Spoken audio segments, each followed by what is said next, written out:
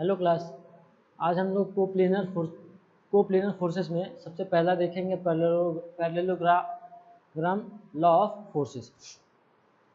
इसमें क्या होता है कि बेसिकली एक पैरेललोग्राम बनता है जिसके दो एडजेसेंट साइड जो हैं वो फोर्स बताते हैं किसी एक पॉइंट से ओरिजिन होते हुए, और इसमें जो डायगोनल बनता है वो होता है रिजल्टेंट।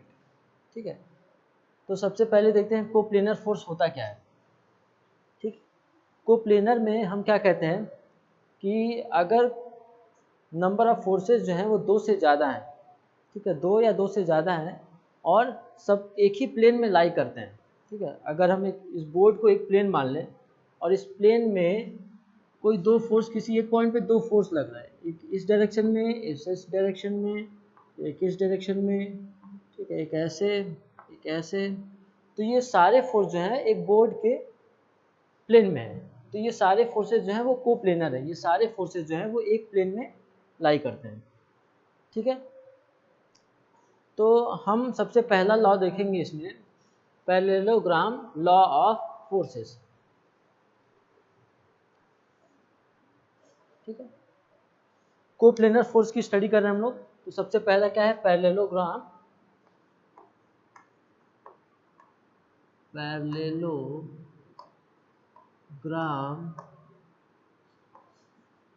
Law of forces. अब इसमें ये कहा गया है कि अगर किसी पॉइंट पे दो फोर्स लग रहा है, मान लेते हैं कि अगर इस पॉइंट पे एक फोर्स जो है वो हॉरिजॉन्टल डायरेक्शन में लग रहा है और एक फोर्स जो है वो कुछ इंक्लाइंड होके इस डायरेक्शन में लग रहा है। ठीक है, ये P, ये Q, ये जीरो, ये O, इसको मान लेते हैं B, इसको मान लेते हैं A। तो क्या होगा कि अगर ये P फोर्स और Q फोर्स किसी एक पॉइंट पे दो फोर्स लग रहे हैं, किसी पार्टिकल पे दो फोर्स लग रहे हैं जिसका डायरेक्शन कुछ इस तरीके से है, P इधर लग रहा है हॉरिजॉन्टल डायरेक्शन में और Q जो है वो कुछ इंक्लाइंड डायरेक्शन में लग रहा है, तो इन दोनों का जो रिजल्टेंट फोर्स होगा वो इसके इसी पॉइंट से निकलेगा। ठीक है, और इसके डायगोनल के बराबर होगा।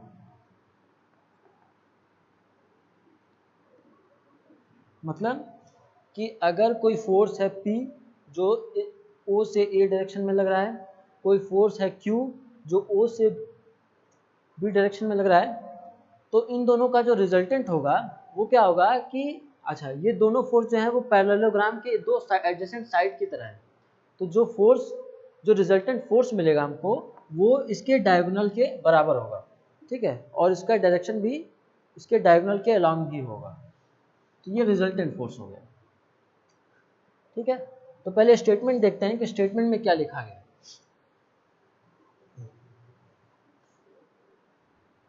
पैरेललोग्राम लॉ ऑफ फोर्सेस में क्या है, it states that when a and two force acting at a point be represented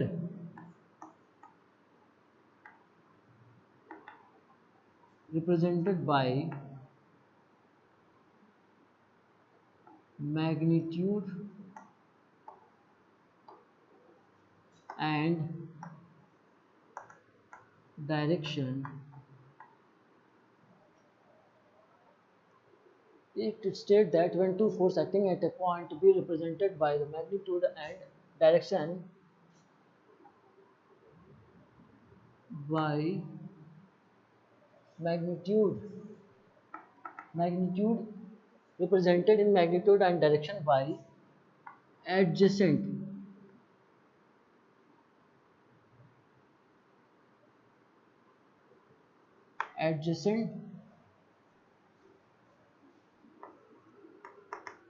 side of the parallelogram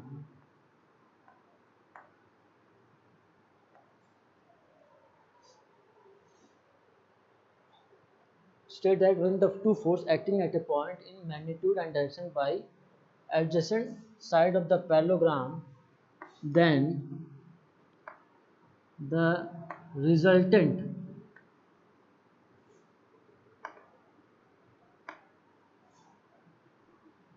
in magnitude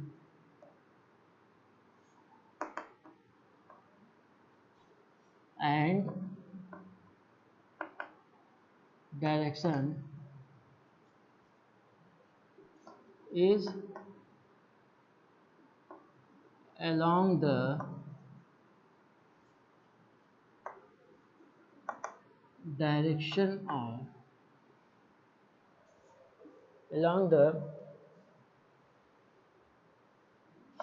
diagonal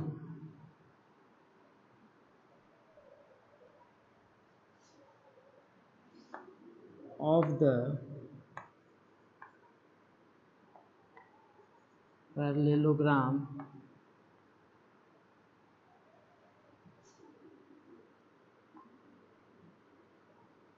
acting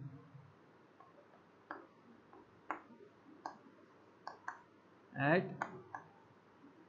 that point।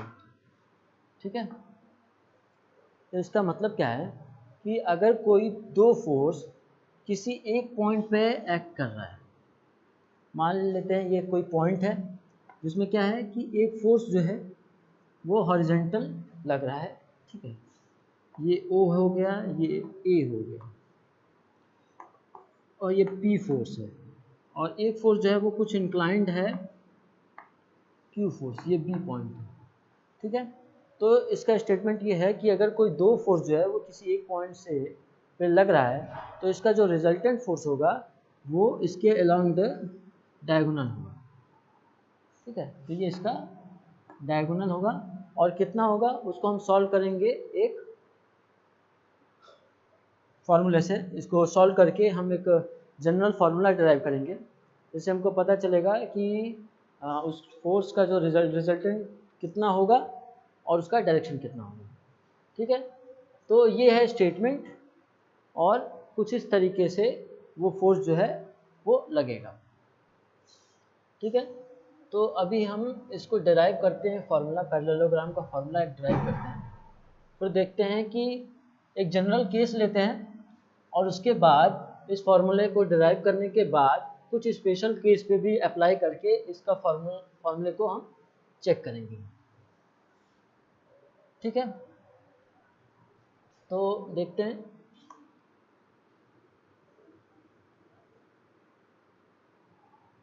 ये P फोर्स है, O से origin है, ठीक है, और ये A पॉइंट है। फिर उसके बाद ये Q फोर्स है और ये B पॉइंट है। ठीक है, ये दो एडजेसेंट, अगर इसके दो और एडजेसेंट साइड हम बना देते हैं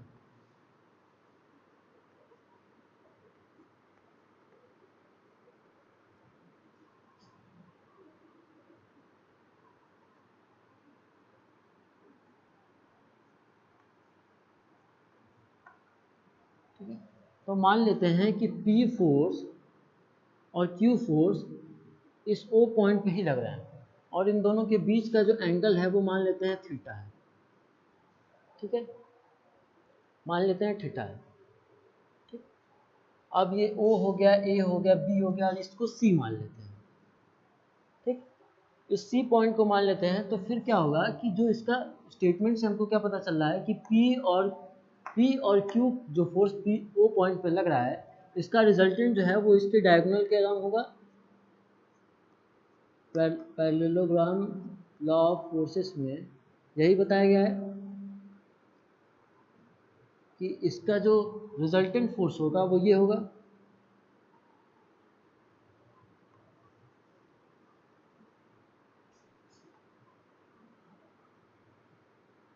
ठीक है, मान लेते हैं ये P फोर्स से हॉरिजॉन्टल एक्सिस से ये अल्फा एंगल बना रहा है।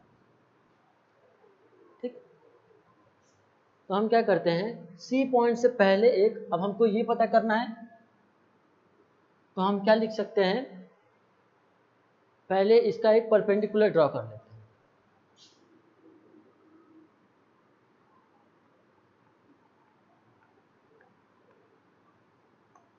और इसको एक्सटेंड करके इसको मीट कर देते हैं D पॉइंट पे।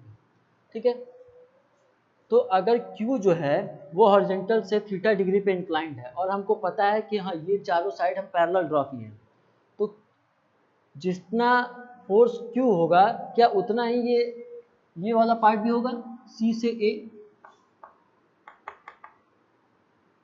और इसके बीच का एंगल भी Q होगा। क्यों थीटा होगा, क्यों, क्योंकि OB parallel to AC।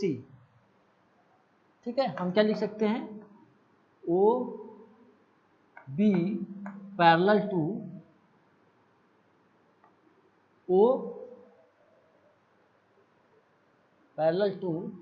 AC। ठीक है, यानी अब OB पैरेलल है AC के, तो Q ये AC भी बराबर होगा Q के, AC भी Q के बराबर होगा। और अगर एंगल जो है, एंगल की बात करें तो एंगल BOA होगा थीटा, और उतने के बराबर ही एंगल होगा एंगल CAD, थीटा के बराबर ही होगा। ठीक है, तो अगर हम इसको सॉल्व करें तो क्या लिखेंगे, O, अब हम क्या कर रहे हैं, सिर्फ इस पार्ट को देख रहे हैं, ODC, इस ट्रायंगल को देख रहे हैं, ट्रायंगल ODC को देख रहे हैं। तो इस ट्रायंगल में क्या है कि OC स्क्वायर इक्वल टू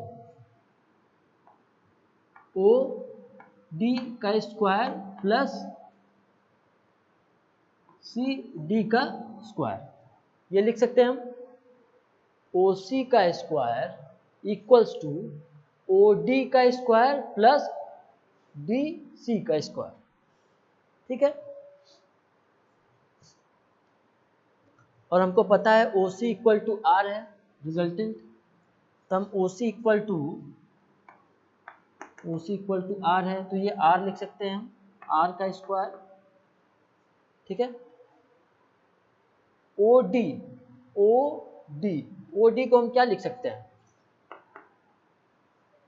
हम लिख सकते हैं OA प्लस AD का स्क्वायर। ठीक है, ये कैसे लिख सकते हैं हम, क्योंकि OD इक्वल टू क्या होगा, OA प्लस AD, OA प्लस AD। ठीक है,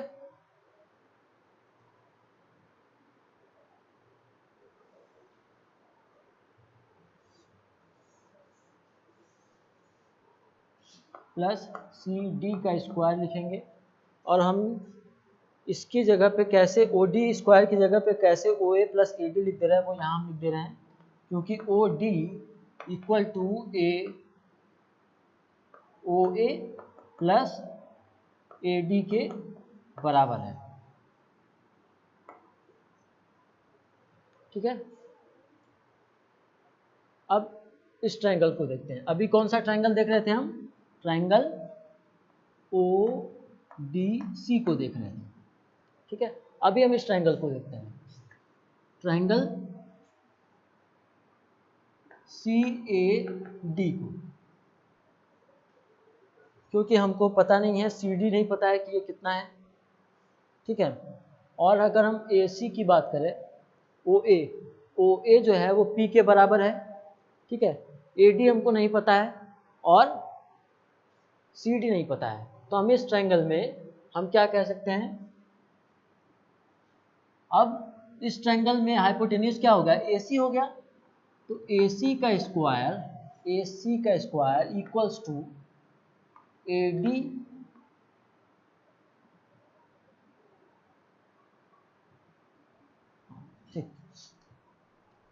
ट्रायंगल में देखते हैं, ट्रायंगल CAD में, ठीक है। तो जो AC है वो Q के बराबर है और एंगल थीटा है, angle CAD equal to theta है, ठीक है। तो हम इसको क्या लिख सकते हैं, इसको भी Q लिख सकते हैं। तो ये थीटा है, तो इसका अब हम यहाँ से ये लिख सकते हैं AD जो होगा वो क्या होगा, Q cos थीटा के बराबर होगा, Q cos थीटा के बराबर होगा। क्यों? क्योंकि जब भी कोई एंगल हम बनाते हैं तो उसका जो एंगल के अलोंग जो है वो cos थीटा होता है, ठीक है, और एंगल के अपोजिट क्या होता है, साइन थीटा होता है, ठीक है। तो हम क्या लिख सकते हैं AD के लिए, AC cos थीटा, ठीक है, और AC की वैल्यू क्या है, Q के बराबर, ठीक। और CD के लिए क्या लिख सकते हैं, CD के लिए क्या लिख सकते हैं, Q साइन थीटा, ठीक है। तो ये हमको मिल गया यहाँ से। अब इसकी वैल्यू AD की वैल्यू यहाँ से ले आके इसमें पुट कर दे, CD की वैल्यू यहाँ से ले आके इसमें पुट कर दे, और फिर देखते हैं कि रिजल्टेंट जो है वो क्या बन के आता है, ठीक है। इस इक्वेशन में हम यहाँ से इस वैल्यू को यहाँ पुट कर देंगे और देखेंगे कि जो रिजल्टेंट है वो क्या बन के आता है,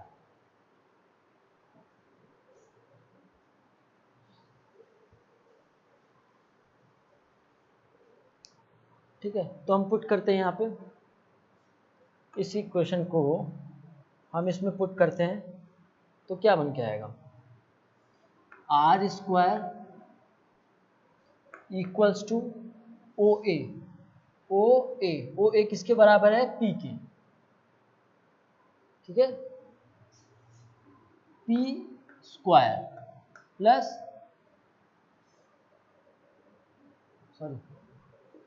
P स्क्वायर नहीं लगाएंगे ना, P प्लस AD की वैल्यू क्या है, Q cos थीटा का स्क्वायर, ठीक है, प्लस CD का स्क्वायर, CD का वैल्यू क्या है, Q साइन थीटा, ठीक है। तो CD का स्क्वायर क्या हो जाएगा, Q square sine square theta. अब इसको सॉल्व करें, आर स्क्वायर इक्वल्स टू, ये क्या होगा, P square plus Q square cos square theta plus 2PQ cos theta plus Q square sine square theta, ठीक है। अब इसको सिंप्लीफाई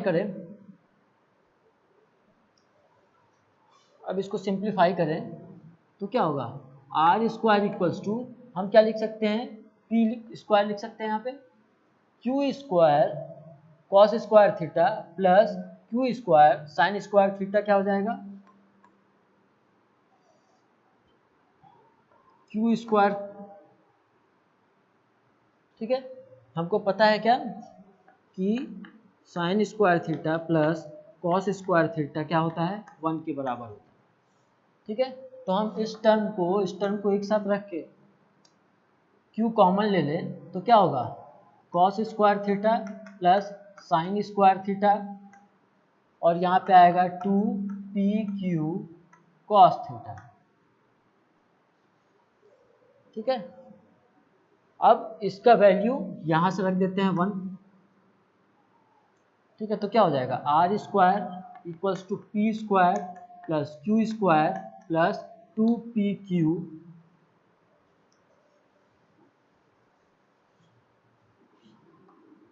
कॉस थीटा।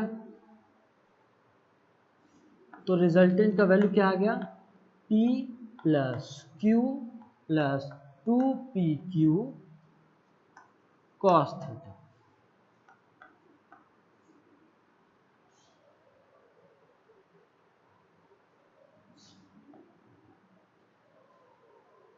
ठीक है, तो ये हमारा क्या हुआ, रिजल्टेंट जो है वो पता चल गया। जहाँ पे थीटा जो एंगल है वो, जो थीटा एंगल है वो क्या है, एंगल बिटवीन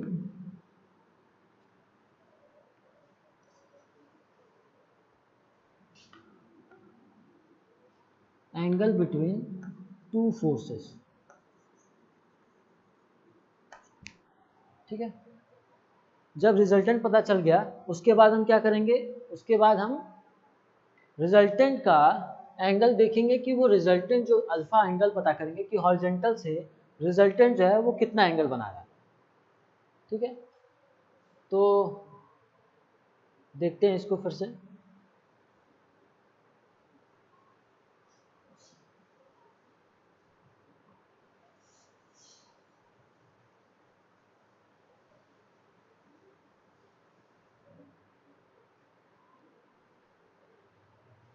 ठीक है, इसको देखते हैं।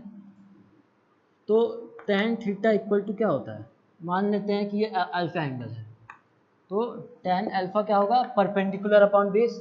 तो परपेंडिकुलर हमको पता है क्या है, सी डी।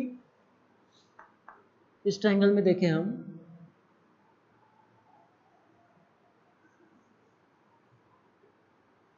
इस ट्रायंगल में देख रहे हैं हम।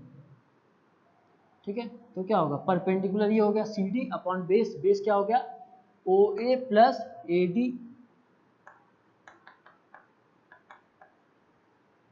ठीक है, तो tan alpha equal to C D की वैल्यू क्या है, Q sine theta, O A की वैल्यू क्या है, पी के बराबर है, प्लस ए डी की वैल्यू क्या है, क्यू कॉस थीटा।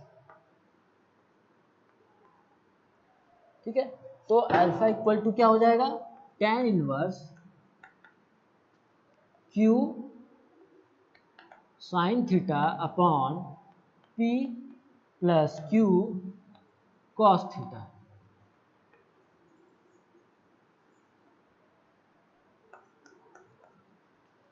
तो ये एक जनरल फॉर्मूला है, जब दो फोर्सेस जो हैं वो किसी एक पॉइंट पे लग रहे हो और दोनों के बीच में थीटा एंगल हो। ठीक है, तो क्या होगा कि पैरेललोग्राम मेथड से हमको ये पता चलता है कि इन दोनों फोर्स का जो रिजल्टेंट होगा वो इसके डायगोनल के अलॉन्ग होगा और इसी पॉइंट से पास करेगा। ठीक है, तो जब इस पॉइंट से पास कर रहा है तो रिजल्टेंट उसका क्या आ रहा है, P square R equal to resultant equal to P square plus Q square plus 2pq cos theta का रूट अंडर।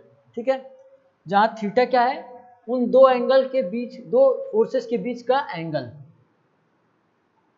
ठीक है, और रिजल्टेंट जो है वो हॉरिजॉन्टल से कितना एंगल बना रहा है, tan inverse p sin theta upon p plus Q cos theta.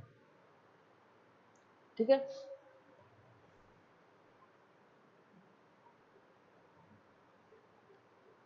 अब देखते हैं इसके आगे कुछ स्पेशल केस।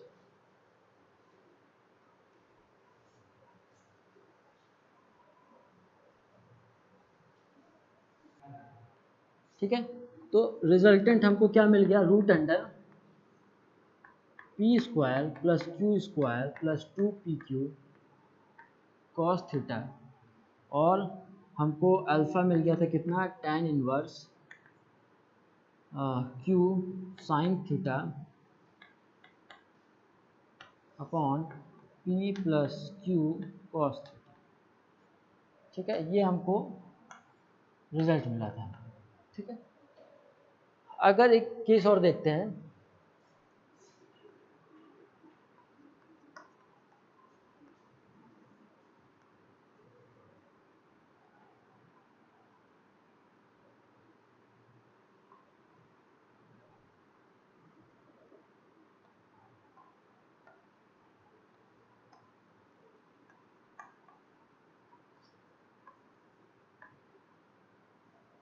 ठीक है, अगर कुछ ऐसा है केस जिसमें जो दोनों फोर्सेज जो हैं वो हॉरिजॉन्टल, कोई भी फोर्स जो है वो हॉरिजॉन्टल एक्सिस से मैच नहीं कर रहा, हॉरिजॉन्टल से भी कुछ एंगल बना रहा है, मान लेते हैं बीटा एंगल बना रहा है, तो हमको ये ध्यान देना है, ये जो एंगल हम लिख रहे हैं यहाँ पे थीटा, ये जो एंगल थीटा लिख रहे हैं ये एंगल है दोनों फोर्स के बीच का, यानी हम इस एंगल को ही लिखेंगे, ना कि theta plus B, theta plus beta, ये एंगल नहीं होगा।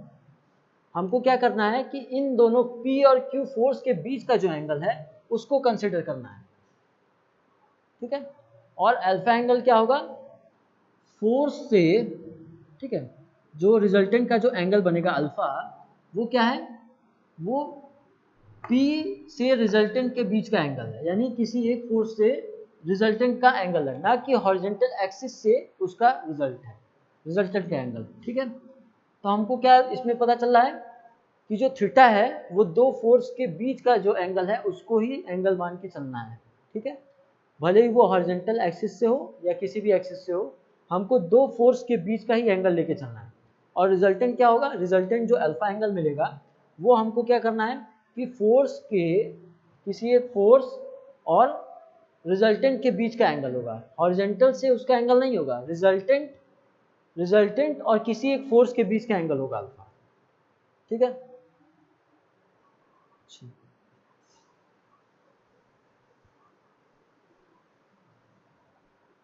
फिर एक केस देखते हैं, केस 1। जब P फोर्स जो है वो Q के बराबर है, दो इक्वल फोर्सेस लग रहे हैं,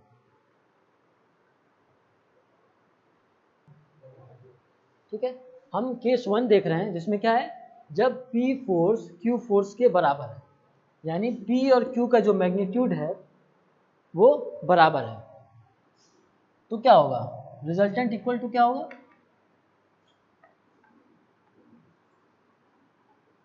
P square plus Q square की जगह हम सीधे P लिख दें, P स्क्वायर, फिर उसके बाद क्या होगा प्लस 2P, P Q की जगह भी P cos थीटा, ठीक है। तो हम क्या लिख सकते हैं यहाँ पे, 2P square plus 2P square cos theta,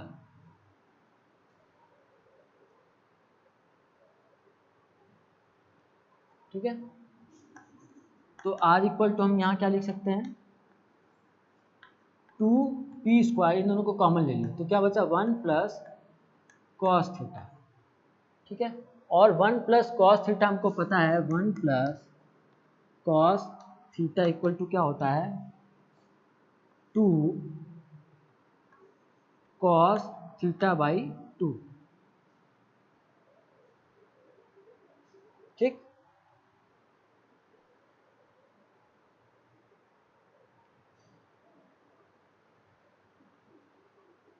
ठीक है, तो रिजल्टेंट हमको क्या मिलेगा यहाँ से,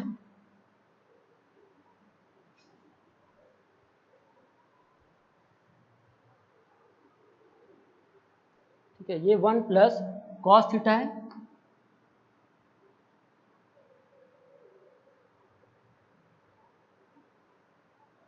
ठीक है। तो यहाँ पे हम क्या लिखेंगे, 2P स्क्वायर, इसकी जगह 2 कॉस स्क्वायर थीटा बाई 2, ठीक है। तो रिजल्टेंट क्या आएगा इसका, 2 कॉमन आ जाएगा, P स्क्वायर की जगह P आ जाएगा, और कॉस स्क्वायर थीटा बाई 2 की जगह कॉस थीटा बाई 2,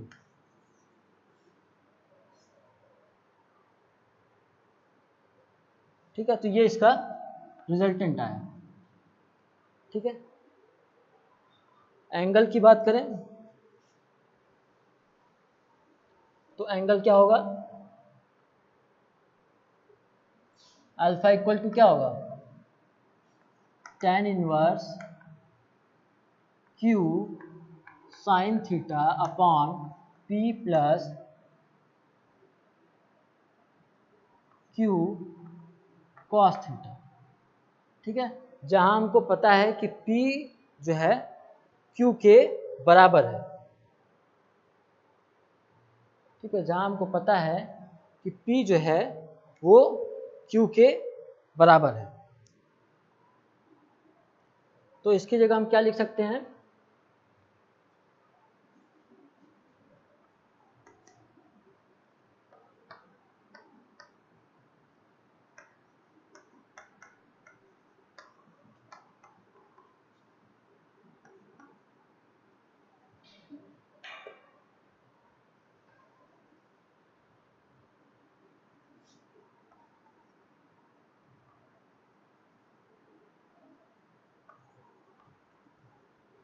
ठीक है।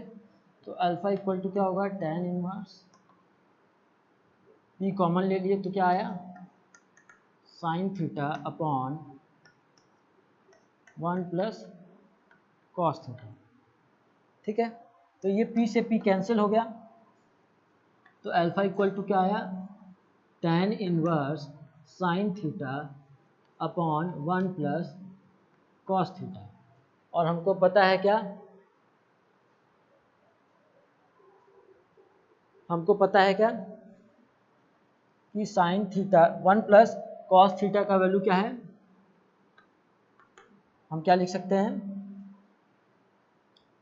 2 कॉस स्क्वायर थीटा बाई 2। और साइन थीटा की जगह क्या लिख सकते हैं, sine 2 sine theta by 2 cos theta by 2। ठीक है, साइन थीटा बाई 2 और कॉस थीटा बाई 2। तो जब हम इसको इसमें पुट करेंगे, alpha equal to tan inverse sine theta की जगह क्या लिखेंगे, sine theta by 2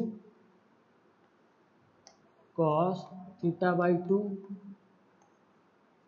divided by 2 cos square theta by 2। तो यहाँ से हमको क्या मिलेगा, कॉस थीटा बाई 2 और एक कॉस थीटा बाई 2 कट जाएगा।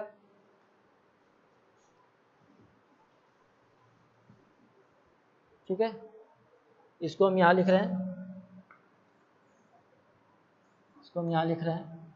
तो क्या होगा, alpha equal to tan inverse cos theta by 2 और एक कॉस थीटा बाई 2 कट जाएगा। ठीक है,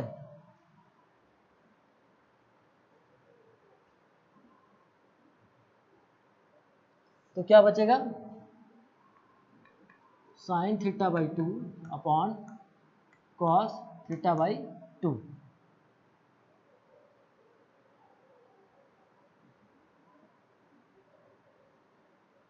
ठीक है, तो जब ये दोनों कट जाएगा तो फिर क्या मिलेगा हमको, alpha equal to tan inverse tan theta by 2। tan inverse और tan कैंसिल आउट, तो क्या बनेगा, alpha equal to theta by 2। यानी जब दो फोर्स P और Q, दो फोर्स लग रहे हैं और दोनों का मैग्नीट्यूड बराबर है, तो उसका रिजल्टेंट जो आएगा वो किसी भी एंगल से थीटा के हाफ एंगल पे ही रिजल्टेंट उसका होगा। यानी P फोर्स से वो या तो डायरेक्ट जो रिजल्टेंट होगा वो इन थीटा एंगल को बाइसेक्ट करते हुए रिजल्टेंट का एंगल आएगा। ठीक है, ठीक। फिर नेक्स्ट देखते हैं, जब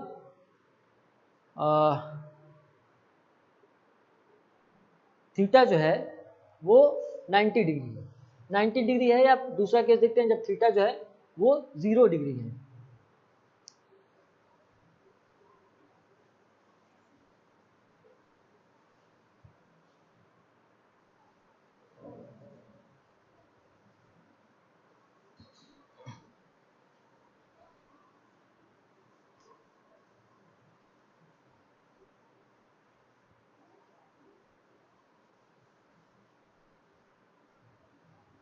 ठीक है, तो सबसे पहले ये तो जनरल केस हो गया, जनरल केस का फॉर्मूला।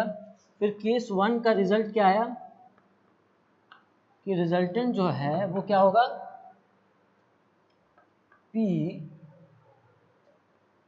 cos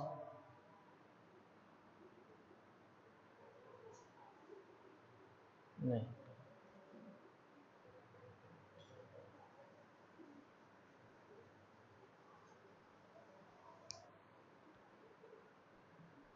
ठीक है, जब P इक्वल टू Q है तो रिजल्टेंट क्या आया, R equal to 2P cos theta by 2। और अल्फा इक्वल टू क्या आया, थीटा बाई 2, है ना। अब केस 2 देखते हैं, जब थीटा जो है वो 0 है। ठीक है, जब थीटा 0 है तो क्या आएगा, यानी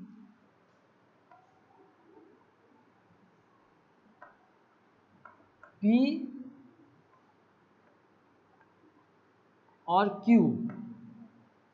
दोनों के बीच का एंगल जो है थीटा जो है वो 0 है। दोनों एक ही लाइन में, जिनका लाइन ऑफ एक्शन जो है वो एक ही तरफ है, ठीक है, एक ही लाइन पे लाई कर रहा है। थीटा जो है जब 0 है तब क्या होगा, तो क्या होगा, R इक्वल टू हमको बस इस जनरल फॉर्मूले में पुट करते जाना है और हमको वैल्यू पता चलती जाएगी। ये 2 केस सॉल्व हो चुका है। ये तो उसके बाद तीसरा कर रहे हैं हम लोग, तो क्या होगा, पी स्क्वायर जब थीटा इक्वल टू 0 है और P is not equal to Q, P और Q बराबर नहीं है, तो Q square Q square plus 2PQ cos theta, और हमको पता है थीटा जो है वो 0 है, तो कॉस थीटा का वैल्यू क्या होता है, 1, ठीक है। तो क्या हो जाएगा, कॉस थीटा यानी कॉस 0 का वैल्यू जो हो जाएगा वो 1 हो जाएगा। फिर क्या आएगा resultant, P square plus Q square plus 2PQ, ठीक है। तो रिजल्टेंट का वैल्यू क्या आ गया, P प्लस Q, ठीक है। हमको पता है A square plus B square plus 2AB का फॉर्मूला लगाए हैं, तो वो क्या होगा, A प्लस बी का होल स्क्वायर। तो जब ये होल स्क्वायर करेंगे तो रूट जो है वो निकल जाएगा, ठीक है। तो ये तीसरा केस हो गया जब थीटा जो है 0 है और P और Q बराबर नहीं,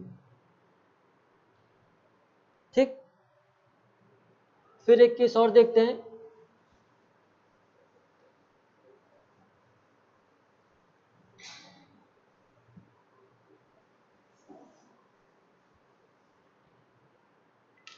एक केस और देखते हैं,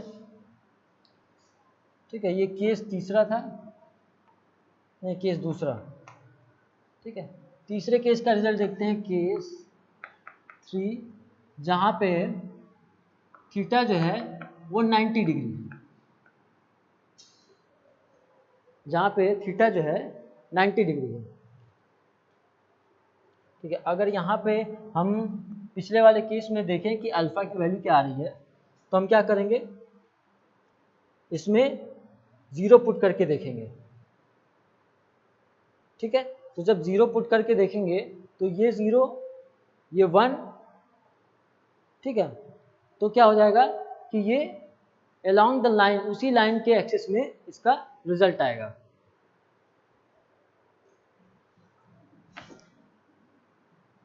ठीक है। तो देखते हैं अब थीटा इक्वल टू 90 और P not equal to Q है, तो क्या होगा, resultant P square plus Q square plus 2PQ cos 90 degree, और हमको पता है कॉस 90 जो है वो 0 होता है, तो रिजल्टेंट का वैल्यू क्या आएगा, P plus Q square root under, ठीक है, क्योंकि ये पूरा टर्म 0 हो जाएगा, ठीक है। फिर जो रिजल्टेंट क्या होगा, रिजल्टेंट का एंगल अल्फा इक्वल टू क्या होगा, tan inverse Q sign theta upon P plus Q cos theta, और थीटा क्या है, थीटा ये 0 है, थीटा ये 90 है, तो ये 1 हो जाएगा Q, और ये क्या होगा, 0 हो जाएगा, तो P अपॉन Q हो जाएगा, ठीक है। तो यहाँ पे क्या होगा, tan inverse Q upon P हो जाएगा, क्योंकि ये टर्म जो है वो 0 हो जाएगा फिर से, और ये हो जाएगा Q, क्योंकि साइन 90 इक्वल टू 1 होता है, ठीक है। तो क्या हो जाएगा, P Q अपॉन P,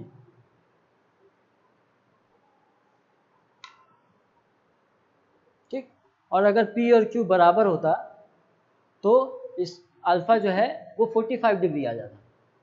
ठीक है, एक केस और है, उसमें हम देखते हैं आगे।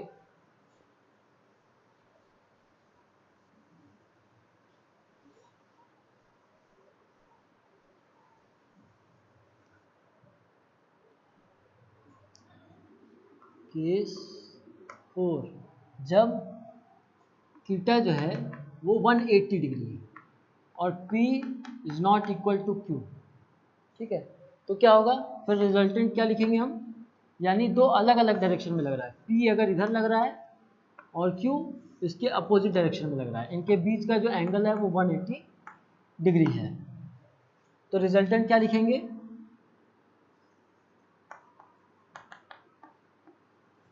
P square plus Q square plus 2PQ cos theta, और थीटा की वैल्यू जो है वो 180 है, थीटा इक्वल टू, तो ये क्या हो जाएगा 2PQ cos 180 degree equal to क्या होता है -1।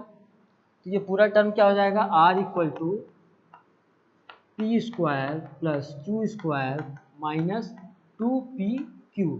जब इसको सॉल्व करेंगे तो हमको रिजल्टेंट क्या मिलेगा, P माइनस Q। ठीक है, P माइनस Q कैसे होगा, क्योंकि हमको पता है A square plus B square minus 2AB equal to क्या होता है A माइनस B का होल स्क्वायर। ठीक है, तो हम लोग कई केस देख लिए। सबसे पहला क्या देखे, एक जनरल केस जिसमें P और Q जो है किसी एक पॉइंट से पे फोर्स लग रहा है, उसका रिजल्टेंट थीटा, दोनों फोर्स जो है वो थीटा एंगल बना रहे हैं और उनके बीच जो रिजल्टेंट होगा वो फोर्स से अल्फा एंगल बना रहा है। ठीक है, दूसरा केस हमने क्या देखा, जब P और Q दोनों बराबर है तो रिजल्टेंट कितना हो रहा है और उनके बीच का रिजल्टेंट जो है उनके बीच का एंगल कितना आ रहा है। तीसरा केस हमने क्या देखा, जब P और Q जो है वो बराबर नहीं है और इनके बीच का एंगल जो है वो थीटा जो है वो 0 है, यानी एक ही लाइन में दोनों फोर्स लाई कर रहे हैं। ठीक है, तब क्या रिजल्ट आया वो हमने देखा। फिर P और Q जो है वो इक्वल नहीं है और थीटा जो है वो 90 डिग्री है, तब हमने देखा क्या रिजल्ट आ रहा है। फिर लास्ट मैंने क्या देखा कि P और Q बराबर नहीं है और थीटा जो है वो 180 डिग्री पे है। ठीक है, तब हम देखते हैं कि रिजल्ट क्या आ रहा है। ठीक है, ये रिजल्ट आ रहा है। ठीक है, ऐसे ही कई केस और बन सकता है, जैसे कि Q जो है थीटा जो है वो 180 डिग्री है लेकिन P और Q भी बराबर है, तो क्या हो जाएगा, जब ये P और Q बराबर हो जाएगा तो P माइनस Q जब दोनों बराबर है तो वो 0 हो जाएगा। ठीक है, तो ऐसे ही 2-3 केस और बनेंगे जिसको हम अगली क्लास में देखते हैं। इस क्लास में इतना ही। Thank you.